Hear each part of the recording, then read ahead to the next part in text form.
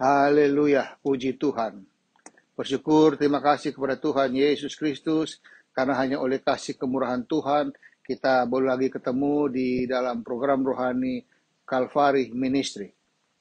Pada kesempatan ini kita akan belajar dari firman Tuhan tentang hal-hal yang terpenting dalam hidup kita sebagai anak Tuhan. Saya percaya bahwa kita ada di dalam rancangan besar Tuhan Yesus Kristus. Dan hidup kita di dunia ini singkat sifatnya dan menentukan kekekalan. Artinya, Alkitab katakan bahwa hidup kita itu hanya 70-80 tahun.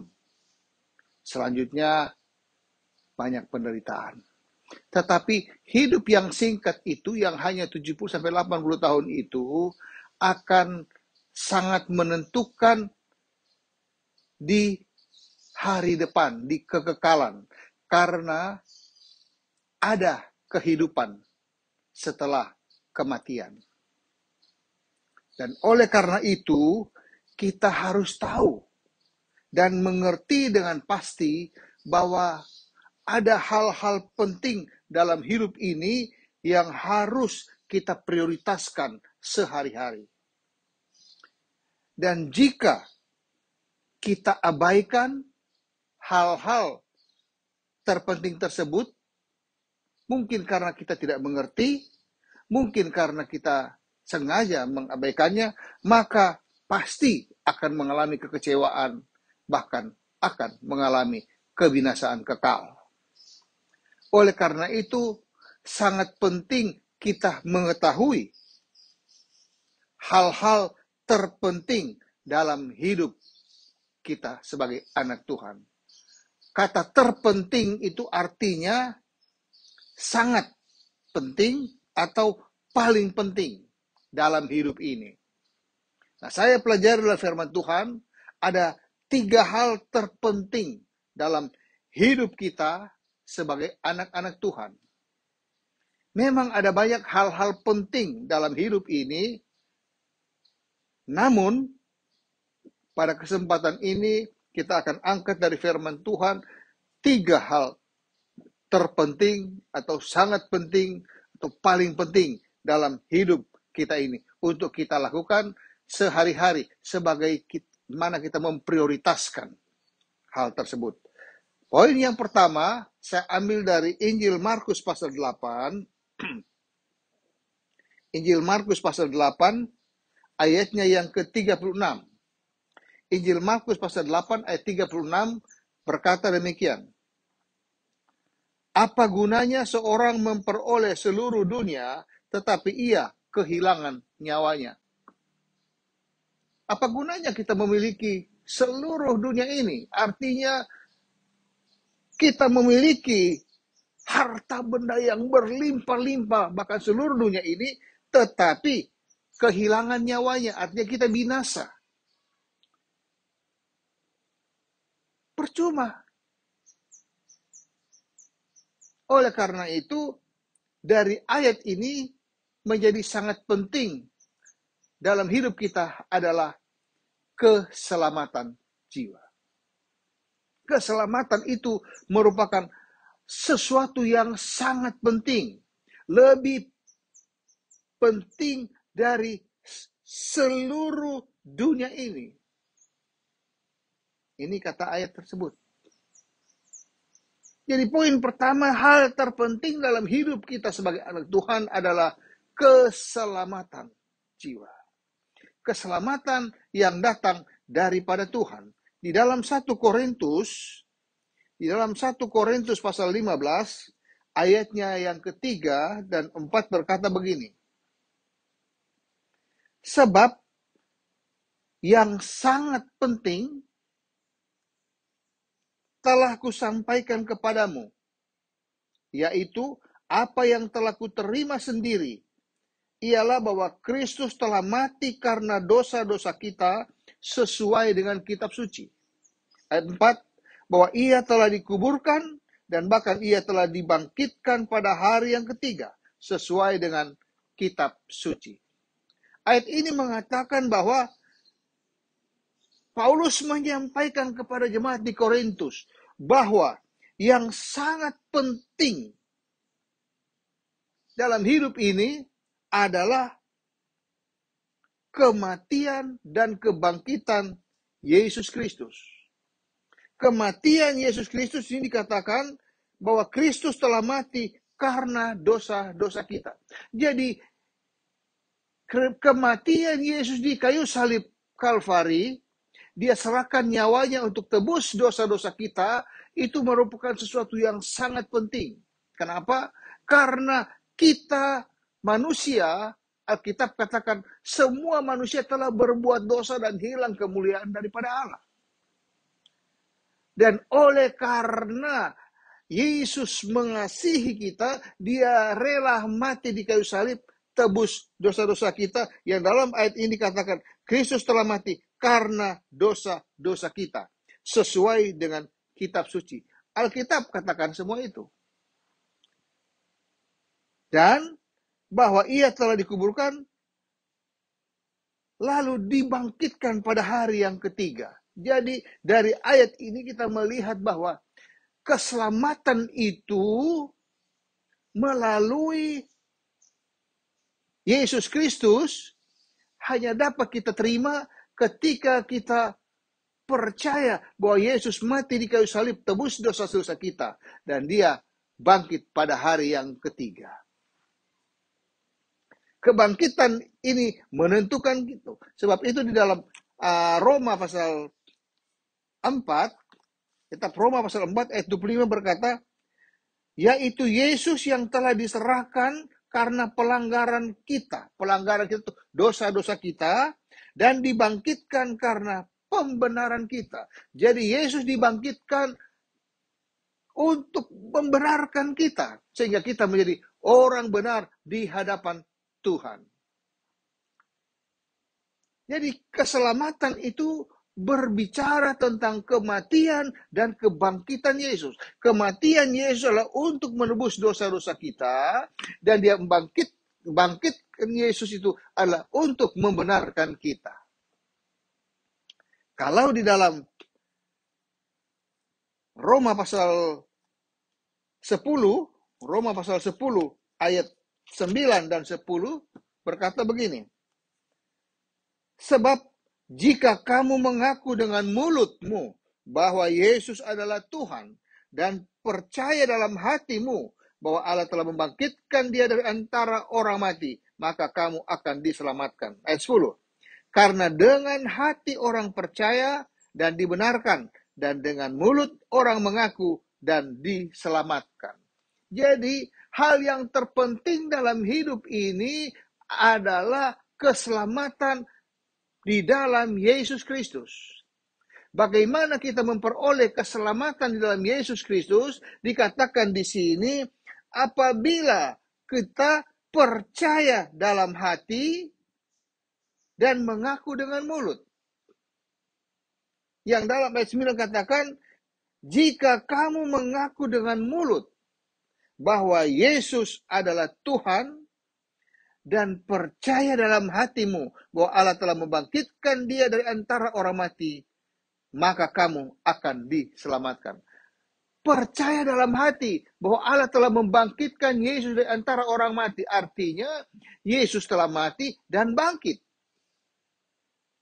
Maka kita diselamatkan. Jadi keselamatan ini sangat penting dalam hidup kita. Kalau kita mau percaya kepada Yesus, Alkitab katakan bahwa Yesus datang untuk menyelamatkan umat manusia yang dikasihinya. Oleh karena itu, barang siapa yang percaya kepada Yesus, dia tidak akan binasa, tetapi beroleh hidup yang kekal. Percaya yang bagaimana? Itu percaya dalam hati. Percaya dalam hati bahwa Allah telah membangkitkan Yesus dari antara orang mati. Banyak orang percaya Yesus dengan mulut. Hanya mengaku dengan mulut saja. Oh betul, Yesus itu Tuhan. Hanya seperti itu. Dan itu belum memenuhi syarat ayat 9 dan 10. Yang paling penting adalah percaya dalam hati. Dan itu hanya diketahui oleh kita sendiri, bahkan Allah sendiri yang bisa melihat apakah kita betul percaya kepada Yesus. Oleh karena itu, apabila pada saat ini engkau belum percaya bahwa Yesus mati dan dibangkitkan, maka engkau boleh undang dia. Boleh engkau ajak, mari Yesus masuk dalam hidupku dan berikan aku satu kepercayaan, iman yang datang daripadamu untuk percaya bahwa engkau mati untuk tebus dosa-dosaku dan engkau bangkit untuk membenarkan aku. Maka engkau diselamatkan. Haleluya. Puji Tuhan. Poin pertama, yaitu hal terpenting dalam hidup kita sebagai anak Tuhan adalah keselamatan di dalam Yesus Kristus. Yang kedua, saya ambil dari Amsal pasal 8. Amsal 8 ayatnya ke-11 berkata begini. Karena hikmat lebih berharga daripada permata, apapun yang diinginkan orang tidak dapat menyamainya. Poin yang kedua tentang hal terpenting dalam hidup kita adalah hikmat. Kenapa dia terpenting? Karena ayat ini katakan bahwa hikmat lebih berharga daripada permata. Oke, permata biasa, ya, harta. Itu bicara tentang harta. Tetapi apapun yang diinginkan orang, banyak manusia mempunyai keinginan yang besar-besar. Apapun yang diinginkan orang tidak dapat menyamainya. Jadi tidak ada yang dapat menyamaikan hikmat dari keinginan yang ada. Kita menginginkan harta, kita menginginkan permata, kita menginginkan emas dan perak, maka tidak dapat disamai dengan hikmat. Kenapa? Karena hikmat itu lebih dari segala-galanya. Lebih penting dari segala-galanya. Makanya hikmat itu adalah terpenting.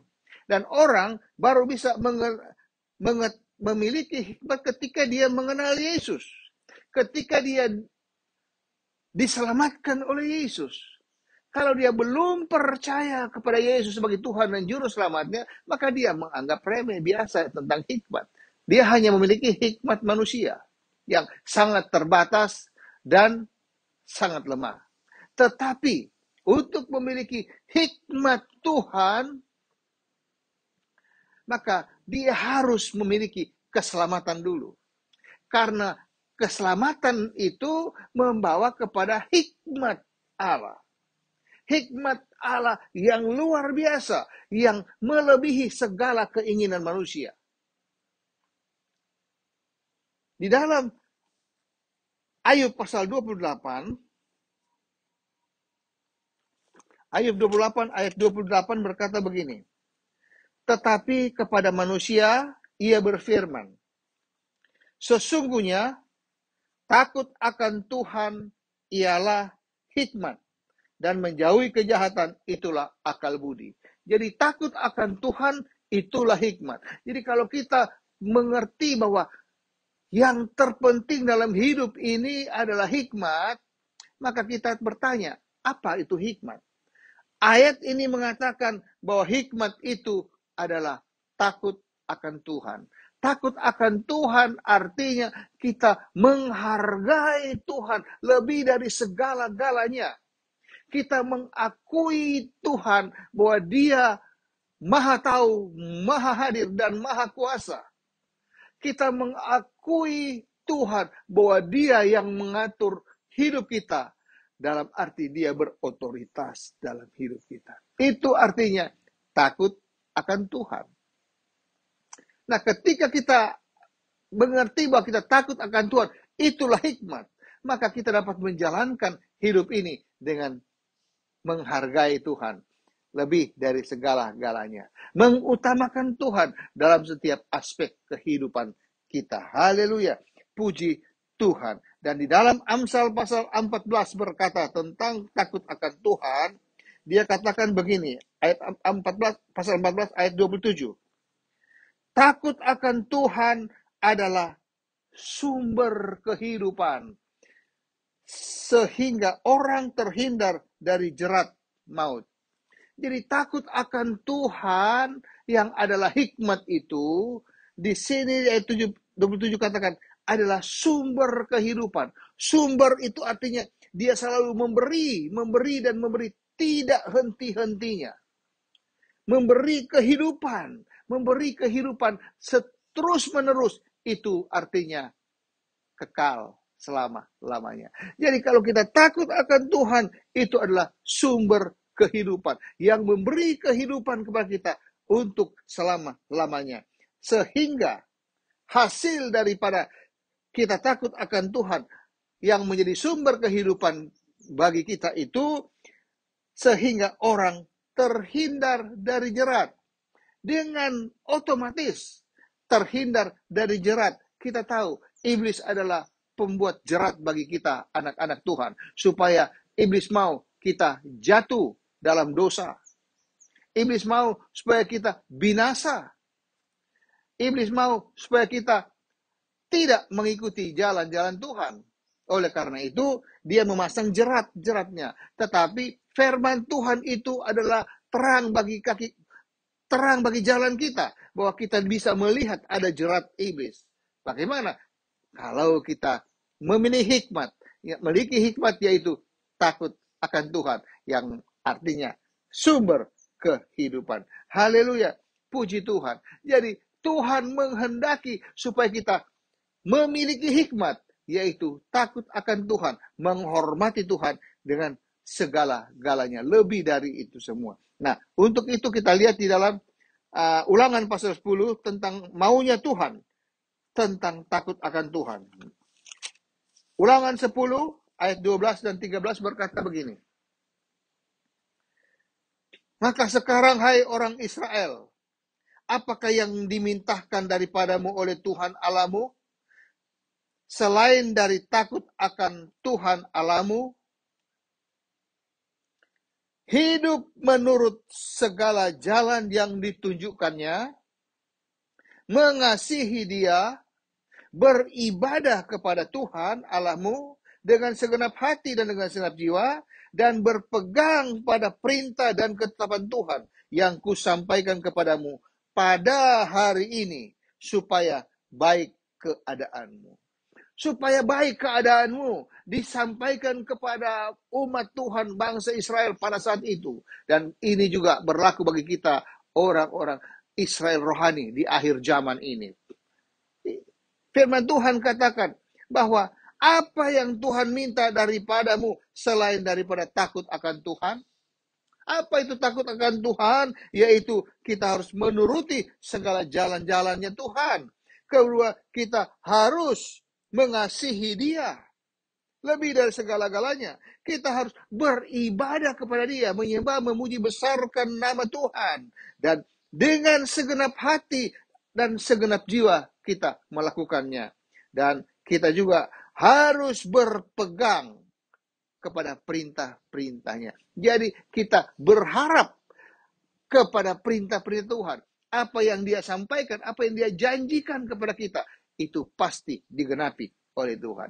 Kalau kita betul-betul melakukan ini, itulah namanya kita memiliki hikmat. Dan kita menghargai yang terbaik, yang terpenting, yang paling penting dalam hidup ini. Haleluya, puji Tuhan. Jadi dari sini kita sudah dapat dua hal terpenting dalam hidup kita sebagai anak Tuhan. Satu adalah keselamatan di dalam Yesus Kristus. Kedua, hikmat dari Yesus Kristus. Dan ketiga, kasih dari Tuhan. Kasih yang saya ambil di dalam 1 Korintus pasal 13 tentang pasal kasih. 1 Korintus 13 ayat 1 sampai 3 berkata begini. Sekalipun aku dapat berkata-kata dengan semua bahasa manusia dan bahasa malaikat, tetapi jika aku tidak mempunyai kasih, aku sama dengan gong yang berkumandang dan canang yang gemerincing. Kalau tidak punya kasih. Kedua, sekalipun aku mempunyai karunia untuk bernubuat dan aku mengetahui segala rahasia dan memiliki seluruh pengetahuan Dan sekalipun aku memiliki iman yang sempurna untuk memindahkan gunung, tetapi jika aku tidak mempunyai kasih, aku sama sekali tidak berguna. Sama sekali tidak berguna. Ayat 3. Dan sekalipun aku membagi-bagikan segala sesuatu yang ada padaku, bahkan menyerahkan tubuhku untuk dibakar, tapi jika aku tidak mempunyai kasih, sedikit pun tidak ada faedahnya. Jadi dari 3 ayat ini kita bisa melihat betapa pentingnya kasih itu dalam hidup kita sebagai anak Tuhan. Jadi poin ketiga inilah kasih merupakan sesuatu yang terpenting dalam hidup ini. Apa itu kasih? Kasih itu ayat 4 katakan, kasih itu sabar, kasih itu murah hati, kasih itu tidak cemburu, tidak memekakkan diri, dan tidak sombong. Ia tidak melakukan hal-hal yang tidak sopan dan tidak mencari keuntungan diri sendiri. Ia tidak pemarah dan tidak menyimpan kesalahan orang. Dan seterusnya. Ini kasih itu. Dan kalau kita lihat di dalam Matius pasal 22, Injil Matius pasal 22, ayat 37 mulai berkata begini. Atau mulai dari ayat 36. Guru, hukum manakah yang terutama dalam hukum Taurat? Ayat 37. Jawab Yesus kepadanya, kasihilah Tuhan Allahmu dengan segenap hatimu, dengan segenap jiwamu, dan dengan segenap akal budimu. Ini totalitas. Itulah hukum yang terutama dan yang pertama. Dan hukum yang kedua yang sama dengan itu ialah kasihilah sesamamu manusia seperti dirimu sendiri. Pada kedua hukum itulah tergantung seluruh hukum Taurat dan kitab para nabi. Jadi pada dua hukum ini, yaitu mengasihi Allah dengan segenap hati, segenap jiwa, segenap akal budi, dan mengasihi sesama seperti kita mengasihi diri. Dari dua hukum utama ini bergantung seluruh hukum Taurat dan hukum kitab para nabi. Artinya semuanya terfokus pada kasih ini. Makanya kasih itu sangat penting dalam hidup kita. Kalau kita mau rindu untuk supaya kita memiliki hidup yang ajaib luar biasa dalam Tuhan, milikilah kasih itu. Bagaimana menyederhanakan ini? Karena semuanya ini menyangkut sesuatu yang sangat luar biasa. Hebat dan perkasa sifatnya. Ayat yang dapat kita pakai sebagai sesuatu yang sangat penting dalam hidup kita. Saya ambil di dalam 1 Yohanes pasal 5 ayat 3 berkata begini. Sebab inilah kasih kepada Allah. Jadi kasih kepada inilah kasih itu. Yaitu bahwa kita menuruti perintah-perintahnya. Kita menuruti perintah-perintahnya artinya taat kepada perintah Tuhan. Apa itu perintah Tuhan? Ada dalam firman Tuhan ini. Taat kepada firman Tuhan. Sebab inilah kasih Allah, yaitu bahwa kita menuruti perintah-perintahnya. Perintah-perintahnya itu tidak berat. Perintah-perintah itu tidak berat. Artinya dapat kita laksanakan. Dapat kita kerjakan. Dapat kita lakukan dalam ketaatan. Kenapa sampai perintah-perintah Tuhan yang manusia melihat sebagai sesuatu yang rumit, yang susah, kemudian Alkitab katakan sesuatu yang tidak berat? Karena ada penolong yang menolong kita. Siapa penolong itu? Dia adalah Roh Kudus. Roh Kudus berdiam dalam hidup kita. Firman Tuhan katakan, tidak tahukah kamu bahwa tubuhmu adalah bait Allah dan Roh Kudus diam di dalam kamu. Untuk apa Roh Kudus diam di dalam kita? Roh Kudus diam di dalam kita adalah untuk menolong kita. Supaya kita dapat melakukan perintah-perintah Tuhan. Sehingga kita dapat melihat bahwa perintah-perintah Tuhan itu tidak berat. Dan dapat kita taati setiap saat. Haleluya. Puji Tuhan. Oleh karena itu sangat penting peranan Roh Kudus dalam hidup kita. Haleluya. Puji Tuhan. Kalau kita melihat bahwa 3 hal terpenting dalam hidup kita ini, yaitu satu adalah keselamatan dalam Yesus Kristus. Siapakah keselamatan dalam Yesus? Itulah Yesus. Kedua, hikmat dari Yesus. Dan yang ketiga adalah kasih. Yesus itu adalah kasih. Jadi, keselamatan, hikmat, dan kasih itulah Yesus. Yesus segala-galanya dalam hidup kita. Karena dia terpenting dalam hidup ini. Yesus yang terpenting. Bahkan kita katakan, Yesus yang termanis dalam hidupku. Haleluya. Puji Tuhan. Jadi saya percaya bahwa kalau kita mengerti firman Tuhan ini, kita memahami tentang keselamatan di dalam Yesus, tentang hikmat yang dari Yesus, serta kasih yang adalah Yesus itu sendiri, maka kita akan berhasil dalam hidup ini. Haleluya. Puji Tuhan. Terpujilah nama Tuhan. Sekali Yesus, tetap Yesus.